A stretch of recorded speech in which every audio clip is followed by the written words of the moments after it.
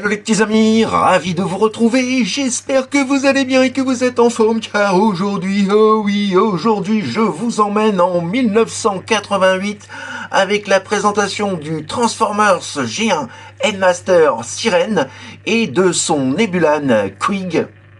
Alors oui, oui, encore du Headmasters, mais vous allez voir, donc cette team-là est assez particulière et se démarque un petit peu de ce que nous avons pu voir donc précédemment. Je remercie encore vivement notre artiste national Mister Caton pour cette superbe acquisition. Voilà, les présentations sont faites, alors passons dès à présent au vif du sujet. Allez, c'est parti, let's go! Wouhou! One shall fall. Why throw away your life so recklessly? That's a question you should ask yourself, Megatron. No! Alors malheureusement pas de boîte à vous présenter, mais néanmoins je l'ai 100% complet et donc nous avons en termes de contenu, eh bien tout d'abord, et oui je l'ai, je la possède, la petite notice. Et au passage qu'il est bon de se replonger donc dans les notices de notre enfance, voilà, petit moment nostalgie. Ah là, ça en fait des souvenirs tout ça. Donc voilà, hein, la petite notice, excusez-moi, je me suis un petit peu perdu dans l'histoire. Nous avons également donc, voilà, les deux petits flingues. Alors je vais essayer de faire une petite mise au point comme ceci, voilà. Donc les deux premiers petits flingues, tellement petits que mes gros doigts ont du mal à les maintenir, voilà. Donc plutôt très bien réalisé hein, pour l'époque, c'est petit, mais c'est quand même voilà, c'est quand même assez bien fichu, assez bien fignolé. Nous avons également donc son gros pampan, son gros blaster, là encore. Voilà, avec une belle tronche pour l'époque. Nous avons aussi chose, voilà, qui change par rapport au précédent Headmaster que vous avez eu l'occasion de voir, c'est que nous avons aussi maintenant, voilà, une petite banquette, juste ici, donc, pour asseoir nos Headmasters, donc, dans les modes véhicules. Et pour celles et ceux qui ne connaissent pas donc cette gamme Headmasters, vous comprendrez donc très vite pourquoi donc ces petits sièges, ces petits fauteuils auto. Et pour finir, bien évidemment, donc nous retrouvons le petit Nebulan, donc Quig pour être plus précis. Et on remarque que en termes de taille, par rapport donc au précédent Headmaster, celui-ci est beaucoup plus petit puisqu'il s'appuie donc voilà sur une série animée japonaise Transformers The Headmasters et on les appelle aussi donc les Headmasters Junior. Voilà ce qui explique pourquoi les personnages sont vraiment tout petits. Si on compare par exemple, hop, avec Xort, le Headmaster de Hybro, vous voyez, on n'est pas du tout dans les mêmes échelles. Et donc voilà, on a quelque chose d'extrêmement simple. Le mode bot n'est pas humanoïde, n'est pas forcément le plus réussi. Notamment, on se rend compte hein, que les jambes sont plus petits, par exemple, que voilà que la partie supérieure du corps.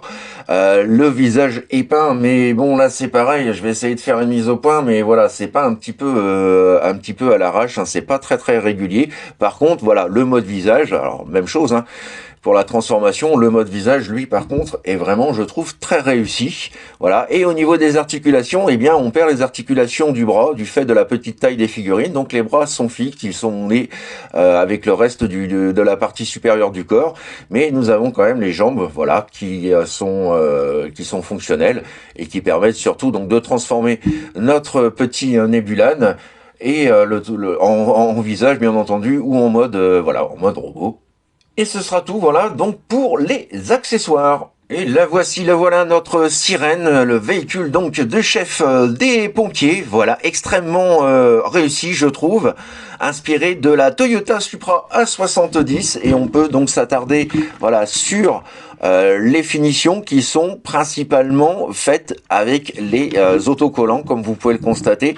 On a juste en termes de peinture donc le pare-brise, les vitres latérales et vitres arrière qui sont peintes en rouge, voilà. Le reste, ce sont les autocollants qui font l'essentiel. On a bien entendu aussi cette partie-là qui n'est pas un stickers. Là, c'est vraiment sérigraphié.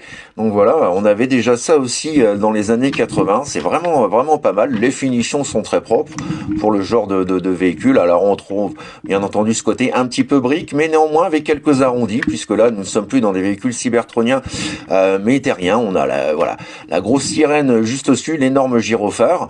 On a quelques petits ports, donc juste ici, pour les armes. Et voilà, donc en termes de finition, j'aurais bien aimé sur ce genre de véhicule, par exemple, avoir le pare-brise translucide. Voilà, ça aurait pu être pas mal, mais bon, c'était pas prévu pour à l'époque.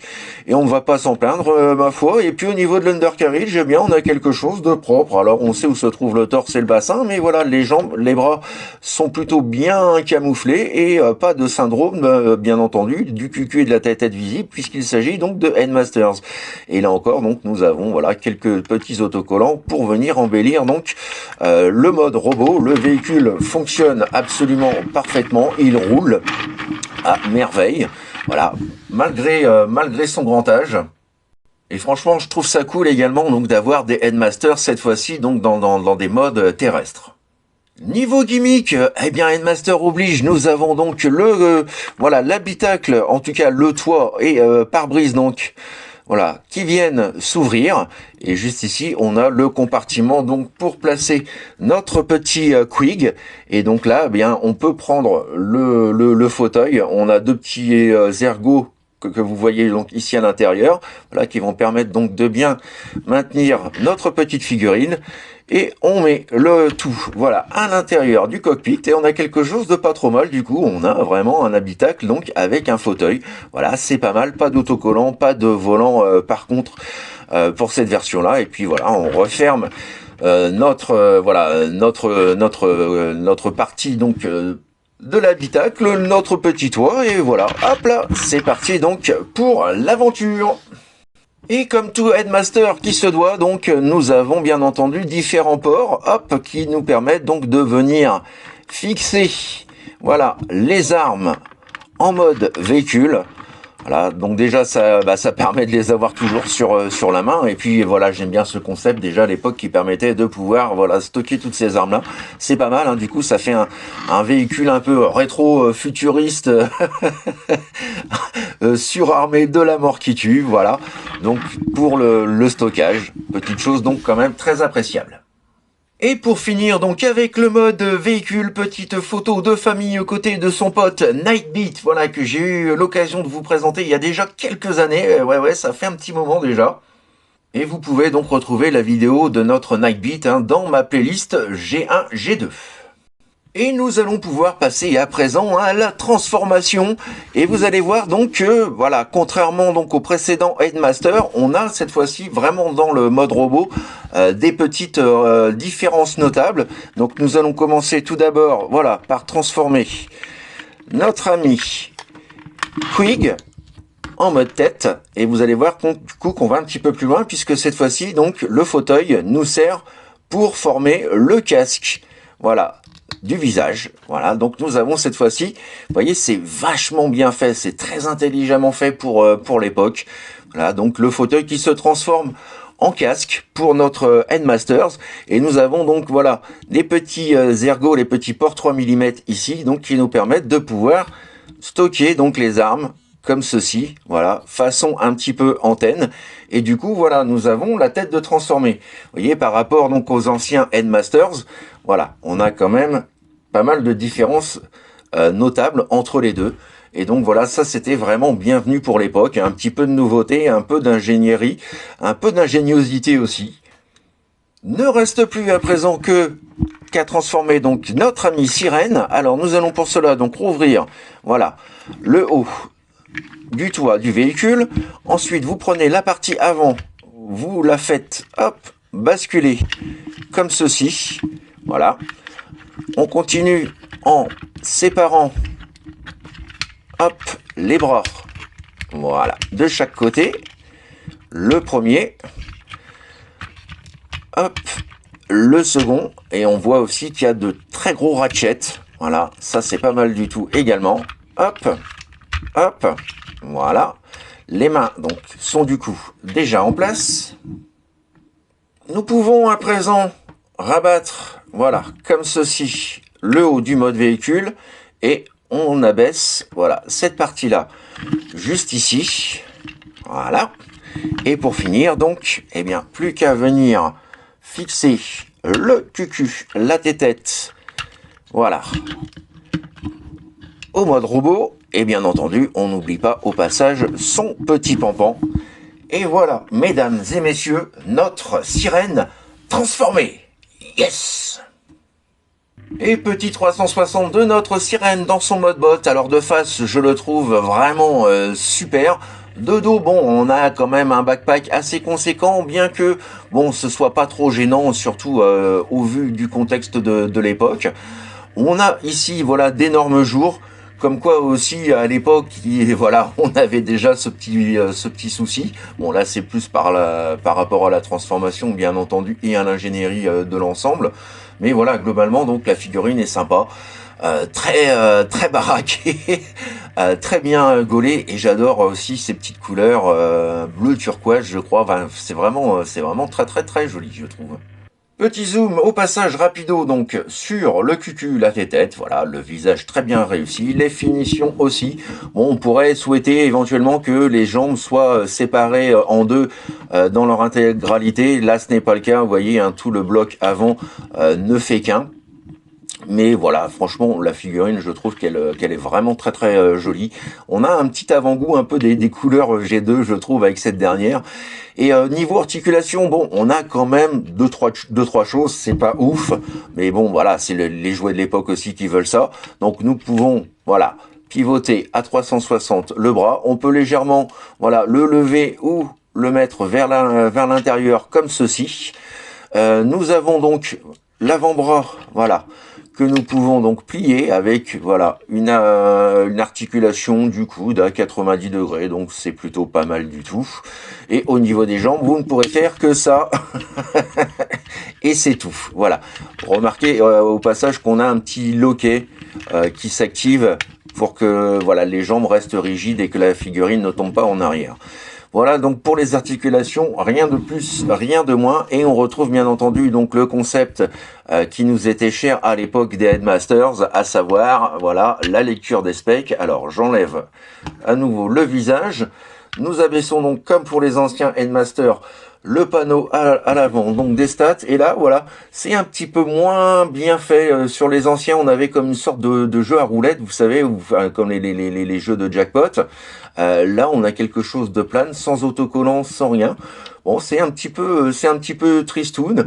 Alors on a un autocollant qui nous indique heureusement hein, donc la vitesse, la force et l'intelligence, et comme toujours donc lorsque nous mettons le cucu, la tête en place, tac, voilà, nous activons les specs. Et petite chose qui change par rapport aux anciens Headmasters, c'est que là donc les specs vont de 0 à 10 et non pas donc de 0 à 10. Vous voyez ce que je veux dire? Là par exemple le 0 est tout en haut alors que le 10 est en bas. L'échelle est donc inversée. Alors on reprend pour exemple par exemple notre petit eyebrow juste ici. Hop tac tac. Voilà, on abaisse. Et vous voyez donc voilà, là on avait une sorte de petite roulette, et ça je trouvais déjà donc quand même visuellement bien plus joli. Voilà, et en plus donc les stats du coup sont à l'envers par rapport donc aux anciens Headmasters. Donc voilà, il faut s'habituer un petit peu à lire à l'envers, mais pour le reste voilà, ça fait son effet, ça fait son taf. Franchement, c'est vraiment super. Et puis donc le gimmick fonctionne bien entendu avec les autres visages Headmasters. Je reprends le Gort donc de Eyebrow, vous voyez par exemple, et je le mets en place, tac, et voilà. La tête est comment intégrée donc au corps, et nous avons les specs ici qui apparaissent, et c'est étonnant puisque du coup les specs ici ne correspondent pas donc aux specs du torse de Eyebrow. Voilà, c'est assez déroutant, mais bon, le fait de pouvoir changer de tête comme ça, ça devait être cool quand on était gosse. Je le rappelle, hein, j'ai pas eu ces jouets-là malheureusement étant enfant, mais voilà, le côté rejouabilité était vraiment bien mis en avant donc avec cette gamme-là. Et pour finir avec le mode bot, petite photo de famille aux côtés donc de notre Headmaster Eyebrow, ancienne génération donc aux côtés, hop là, boum, de la nouvelle génération. Et pour finir, petite photo de famille aux côtés de son pote Neckbeat. Voilà les petits amis, c'est ainsi donc que s'achève ma revue du jour sur ce plutôt fort sympathique G1 Headmaster Sirène.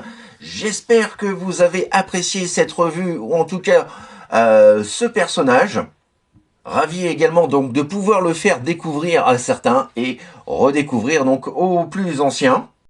N'hésitez pas comme toujours à me laisser vos commentaires, vos impressions, vos suggestions, bref ce que vous avez pensé de cette petite vidéo et de ce petit père ou de cette petite nana sirène.